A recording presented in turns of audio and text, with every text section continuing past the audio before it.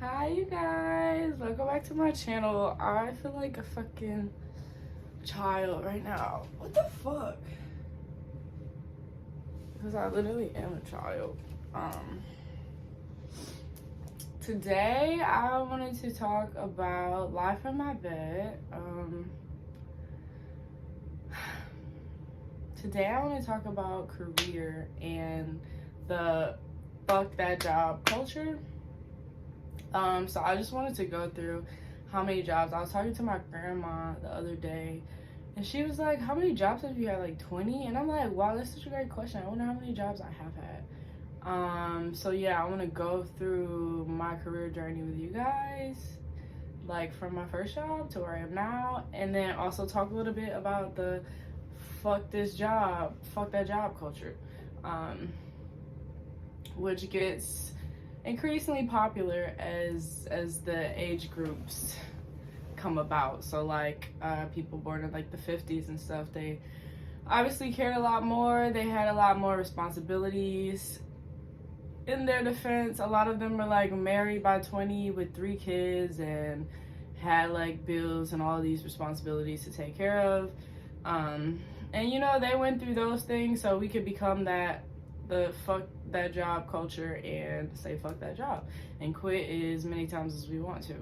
So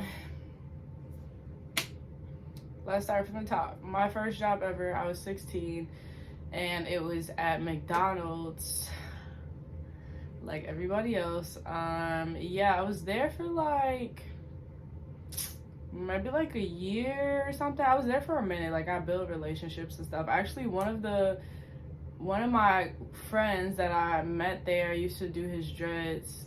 His name was Armani. He actually passed away, which was crazy because I wasn't still at McDonald's, but it was like recently after I stopped working there. So RIP to him, my homie. Gone too soon, man, because he was like younger than me and I was like 16 at the 18. I don't know, it was a while ago. So McDonald's was my first job. I think I was making like $7.10 an hour back then. And I was 16, so this was in like 2010 ish, 2009, 2010, 2011, maybe 2011, yeah. So my first job was McDonald's, and then I left that job. Is that when I got into home care? Nope. So I left that job when I started college, actually. So yeah, I was there for a minute until 2013. And I started college and I was like still working there on the weekends, but as I actually started to like college life more, I stopped wanting to go home on weekends. Like I had a boyfriend and a whole life at home in Westland, and I was just, as the more that I started to actually enjoy college life, I was like, all right, I don't want to go back home. Like I'll just find a job up here, it's fine. So I said fuck that job. My first time saying fuck that job, and I quit. Cause man, I got into college, it was like some wild parties, and I was like the drive-through person at like the 6 a.m. to 2 p.m. shift. And like if you get hammered the night before, there's no way I'm waking up at 5 o'clock in the morning and going to work. So eventually I just said fuck that job and quit. And then I started working as a nanny, a part-time nanny for it was called like Nannies and Tutors or something like that.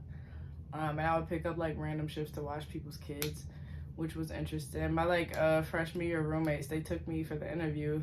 I remember that. With the first house that I went to, oh my god, their dad was so attractive. I was like, wow, yes, I'll be your nanny.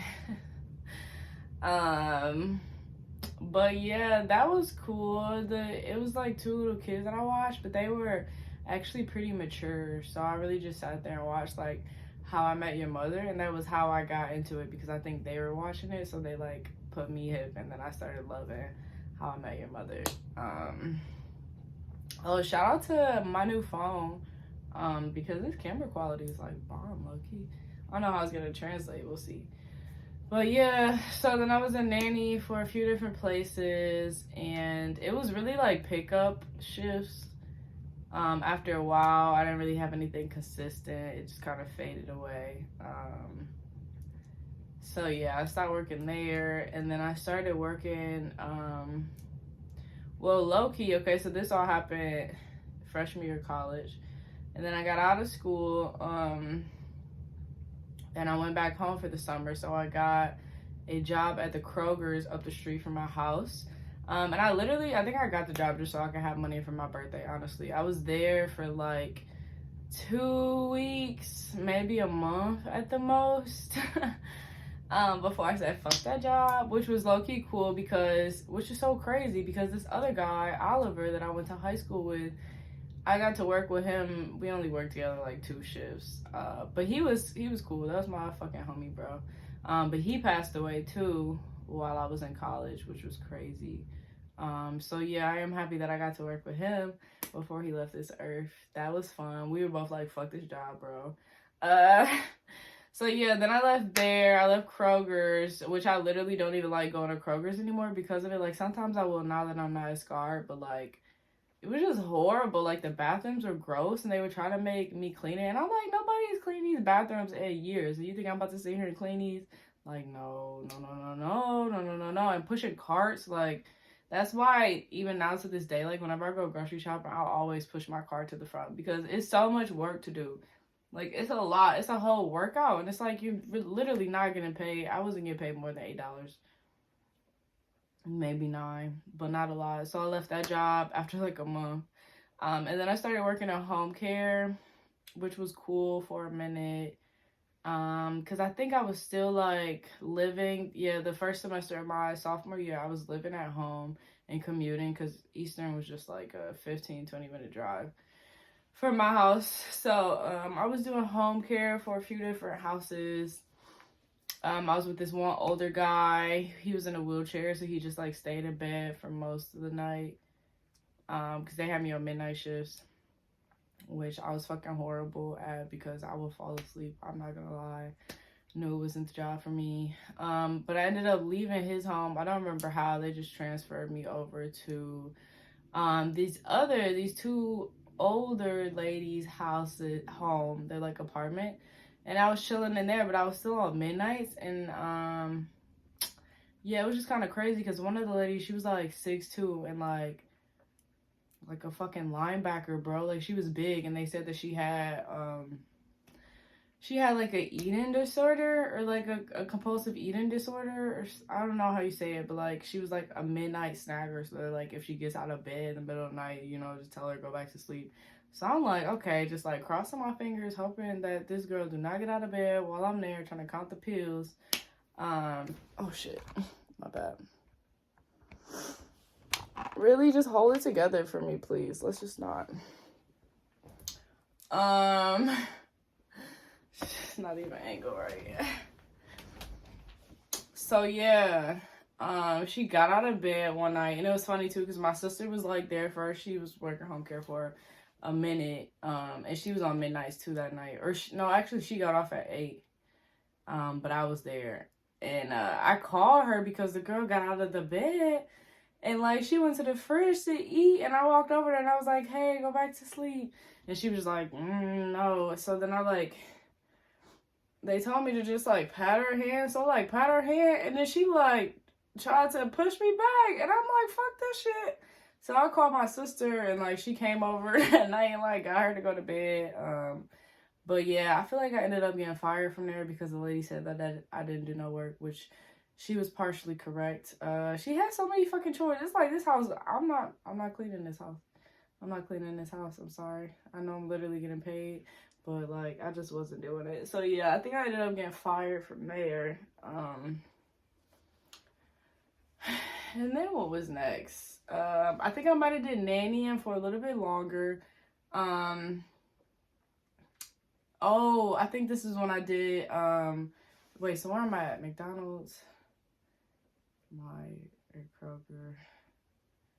I think I'm at number 4 or 5, my 4th or 5th job. So yeah, after that, I was doing a,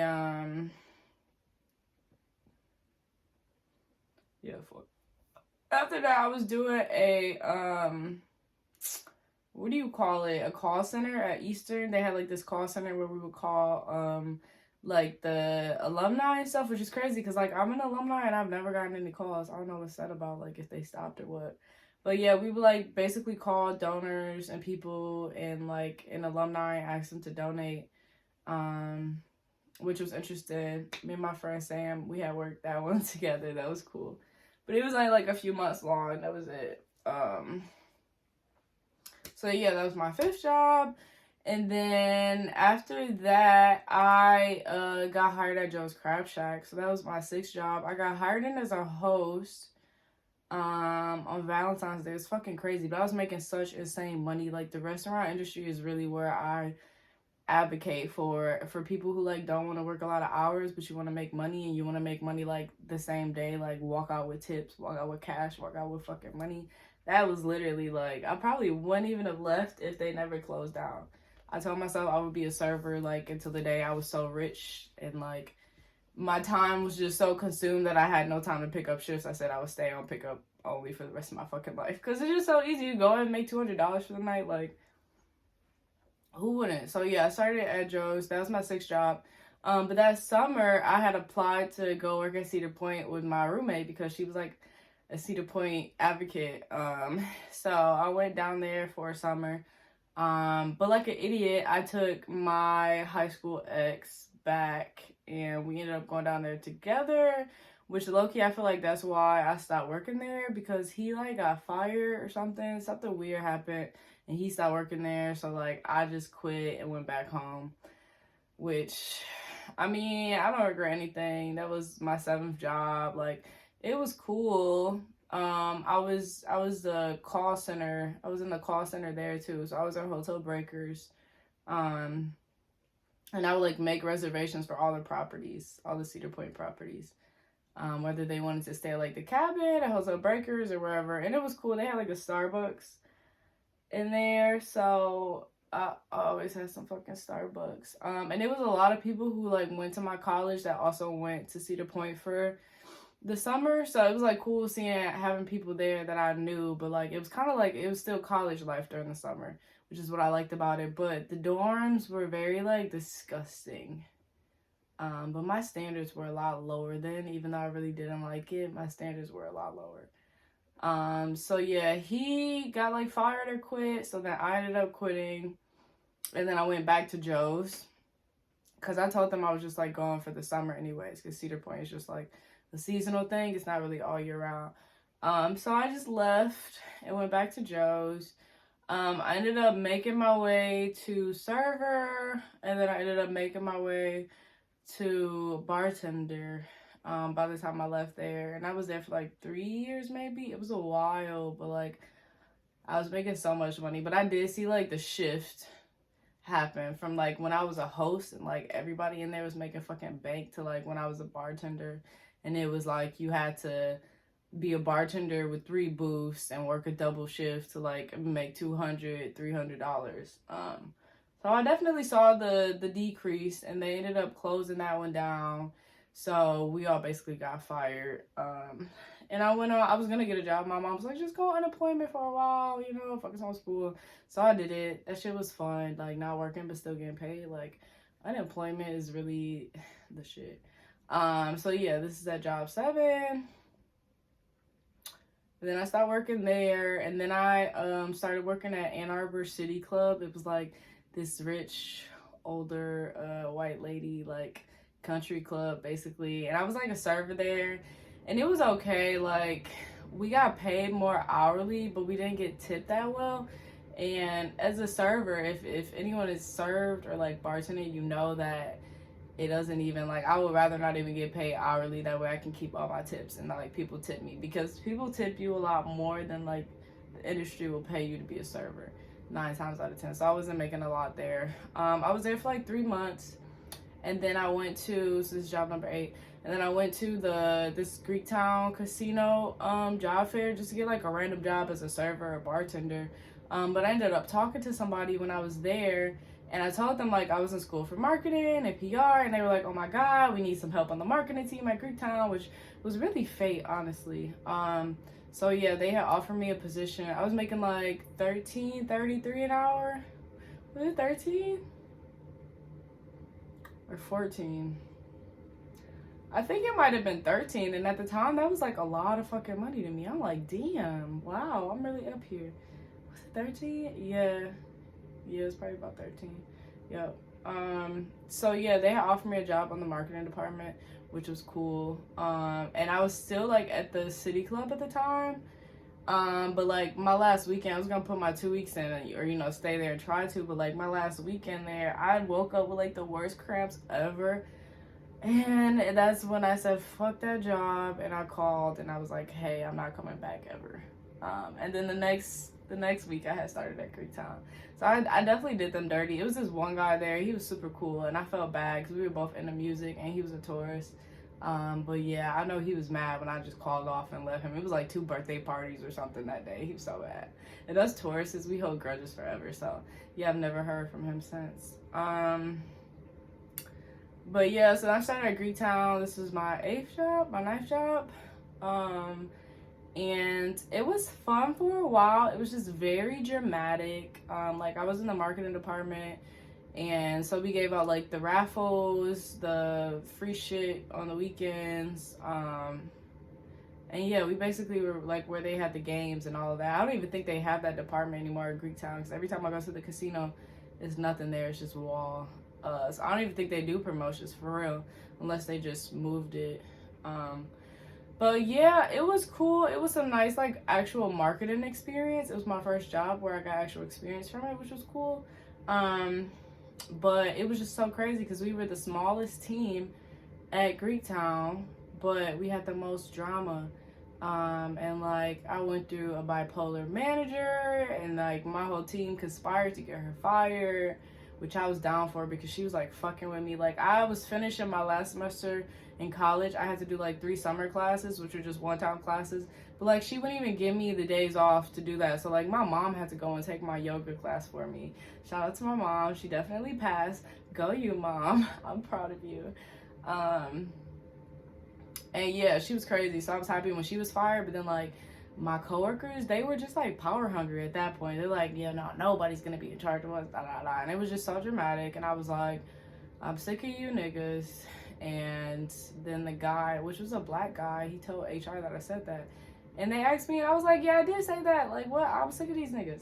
And I didn't think that as a black person, you can't say that. But I guess HR and the rules, you can't really say shit like that. So whatever. So that was my 9th job. And they wanted to investigate it. I just gave them the shit and I quit. I was like, it's fine, because I don't want it to end up like on my job record or anything. Not a job record even is a fucking thing, but I just got super freaked out about it, and it was too much drama anyway, so I left. And then like a month or so later, I started working for the Detroit Police Department, and I was making more too, maybe like in the 14s, I think.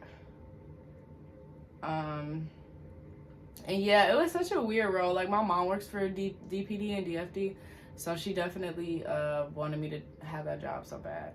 And the benefits, oh my god. So I was there, and it was cool for a while, but it was so weird. Like my job was basically to scan homicide files, which is so random.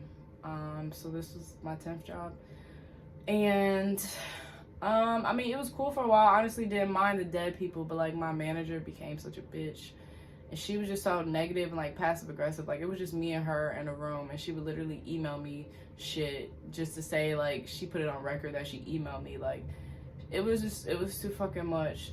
So I literally put it into my head at the end of that summer. I was like, look, I'm about to get another job as a fucking in my field, a PR job. Like I don't even want to be here. I don't even know how I ended up here. And I literally put that shit out into the universe. Like a week later, I got a call back for a copywriting position. So that was my first copywriting role. Job number 11. Oh, lucky number 11. That's so crazy. And that was really when I found out that I wanted to be a copywriter and not into PR. Because throughout this whole time, ever since like sophomore year of college, I was always doing small things. Like my boyfriend at the time had like this media entertainment collective that I kind of helped him build. So like I would work on the website stuff, the email marketing, event marketing, strategy, fucking business plans, fucking all types of shit. So like I was doing that. I had to do other like intern jobs in PR, and like I worked with 826 Michigan, and was talking to them about the difference between PR and marketing. I did like a presentation. And yeah, it was like little side things that I did, and I was like building up Renee Relations, my first business, in the meanwhile of having all these other jobs. So I was like, okay, I just want, if I'm gonna have a full-time job, I want it to be relatable to the things that I'm actually doing, that I actually want to do. So that copywriting job that I got was super cool. Job number 11. It was for this tech company in Ann Arbor, and it was cool for a while. It was like remote, which I liked. That was my first ever remote job. Never went to a physical job ever. Yeah, I'm lying. Wow, I did do so much. I forgot. So when I was at DPD, no, this was after I left Greektown. So after I left Greektown, I actually got a job at the Buffalo Wild Wings in Ann Arbor. So I think that was my 11th job. And I was just like part-time, like I just worked on the weekends, so it was fine, but I still needed a full-time. So that's when I ended up getting into copywriting, but I was still like at B-Dubs too at the same time, serving there. I didn't want to become a bartender because it was like, their bar is big as fuck. There's so many like beers. If you ever been to Buffalo Wild Wings, you know how big their bar is. So like I didn't want to do it, and I feel like their bartenders pretty much make the same amount as their servers do. Some nights they make less. So I was like, I'll just serve. So I was doing that on the weekends too. Wow. So the copywriting job was my 12th job, and it was work from home, and it was cool, but like the lady who is over it, she was like a billionaire, like a millionaire, and she was really an asshole, not gonna lie. She's passive aggressive as fuck, like would tell my manager to tell me not to come on the meetings and say hey, because she felt like it was informal, and then they sat there and talked about their kids. I'll say this story until I die, because I just still can't believe the audacity to say that hey. But like my manager was this white lady from Texas, so she would say shit like hey all the time, but it's just Southern charm when they do it. It was racist as fuck. So I was so ready to leave there, and then once COVID hit, by the time COVID hit, I was still at B-Dubs, but I was like literally pick up only. So only if I picked up shifts I would go in. So I just stopped picking up shifts once COVID happened. I'm like, I'm not going back to a restaurant. And then like maybe a month into COVID, I realized, I was already realizing that my job as a copywriter, I didn't really need to do that much stuff for them, and like the process that they were at that time. But it was just so, it was literally magic how it happened, and the fact that that COVID happened and they laid me off around the same time, because like I was low-key manifesting that they would fire me so I wouldn't have to quit so I could get unemployment again. And then they did fire me, and it was cool because I was just like, all right, bet, COVID, and I told everybody else, yeah, I just got fired because of COVID, you know, whatever, which I feel like it did have a lot to do with it. But yeah, it was just crazy how that happened. So then I was on unemployment for like a year, which was like the best year of my life. I miss unemployment so much. And even like when I'm unemployed, like my whole life I've always been doing stuff. Like as soon as I lost that job is when I started my YouTube channel and started like making consistent videos. But I've had like a website for the past 5 years that I've kept up with, and like blogs and writing on my own time, and like random side gigs with clients. I wrote for my friend. She has a nonprofit, Girls That Rock, and like I was her marketing manager, so I would help with like the website, keeping it updated, making some social media posts. Yeah, I did a lot of random shit. And even when I was on unemployment for like a year, like I had a few clients that I would help with things. I was like, you know, doing home performances and stuff like that, working on my music. And then at the beginning of last year, I like made it a goal that I wanted to get back into copywriting more, and like I wanted to get a job in it where somebody would like pay me consistently. Like I wanted consistent clientele. That was the goal. So like a year ago, technically I'm at like job 15. I don't even know at this point, but we're almost done. This was like a year ago. I had an interview for this end of life planning company, and that's when I started writing for them. So I've been writing for them for about a year now, almost. And then like a month or two after that, last March, is when I got hired into the multicultural advertising agency that I write for now as well. So yeah, it's been almost a year with them.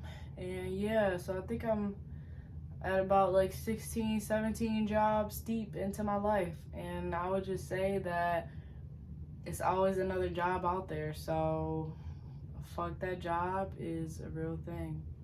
Fuck this job is a real thing. And I feel like people, employers, people with companies, especially these like billionaires who are on top, they need to understand like company churn is a real thing. Company turnover is like, you can't retain employees, you don't have loyal employees, you don't have motherfuckers who care if people are stealing from your establishment. Like, the more that we go on, the more that we realize that we're worth a lot more than these companies pay us, we're worth more than how they treat us.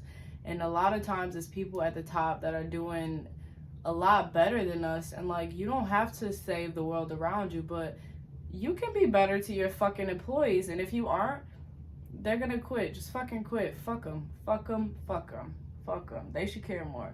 They should give more holidays. They should pay people more. They should give longer breaks. They should be more lenient in their practices. I never show up to a job on time, and I don't give a fuck. You can call it unprofessional. I don't fucking care.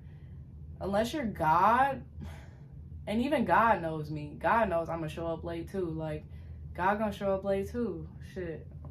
You can't be late if you're right on time. I'm always right on time. It's how I see it. And I'm never going to stress myself out. I'm never going to go broke. I'm never going to do shit for a job that don't give a fuck about me, people who don't give a fuck about me, or employees in jobs who just want to have some type of authority over life. I feel like they can get some respect from other people by being assholes, or who are neglected at home by their husbands, who can't get ass, who have fucking anger issues, who find some sort of power by trying to be your manager at an establishment, even though they know the people over them treat them like shit. So fuck that job, fuck your manager, fuck whoever needs to be fucked or said fuck to. And yeah, that's my philosophy on the fuck this job, fuck that job, fuck it all generation.